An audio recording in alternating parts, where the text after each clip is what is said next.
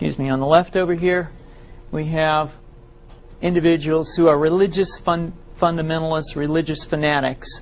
And this is the expression, RT-PCR, real-time PCR expression of the VMAT2 gene. Over here, we have individuals. So let me complete. So over here, we have individuals who are not particularly fundamentalists, not particularly religious, and you can see there's a much reduced expression of this particular gene, the VMAT2 gene. Another evidence that supports our hypothesis for the development of this approach. What you see here is by spreading this virus, we're going to eliminate individuals from donning on a bomb vest and going into a market and blowing up the market. So our hypothesis is that these are fanatical people, that they have overexpression of the VMAT2 gene, and that by vaccinating them against this, we'll eliminate this behavior. So we have some very, very remarkable data in this next slide.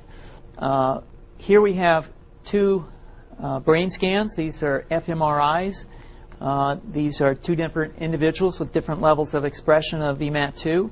On top is an individual who's a religious fanatic, an individual, and we've repeated this numerous times, that has high levels of VMAT2. Now, this individual down here who had low levels of the VMAT2 gene, this individual would self-describe as not particularly religious. In each case, these individuals were read a religious text. This individual lit up the right middle frontal gyrus, shown here, and that's a part of the brain that's associated with theory of mind. It's a part of the brain that has to do with intents and beliefs and desires. In marked contrast, here's an individual who would not particularly self-describe as religious, and when they're read a religious text, what you see is that this part of the brain called the anterior insula lights up. This is a part of the brain that's associated with disgust or displeasure on hearing something.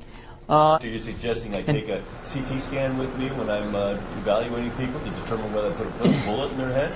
So the data that I'm presenting here supports the concept that we're proposing, and I think that we would not propose to do CT scans or fMRIs on individuals out in the hinterlands of Afghanistan. The virus would immunize against this VMAT2 gene, and that would have the effect that you see here, which is it's essentially to turn a fanatic into a normal person. And we think that will have major effects in the Middle East. How would you suggest that this is going to be dispersed? Aerosol? Well, so the present plan and the tests that we've done so far have used respiratory viruses such as flu or rhinoviruses, and we believe that that's a satisfactory way to get the exposure of the largest part of the population. Most of us, of course, have been exposed to both of those viruses, and we're quite confident that this will be a very successful approach. This is fascinating. What's the name of this proposal? Yeah, so the name of this project is FunVax, which is the vaccine for religious fundamentalism. And you have a proposal already? The proposal has just been submitted, and I think that the data that I have shown you today would support the development of this project, and we think it has great promise.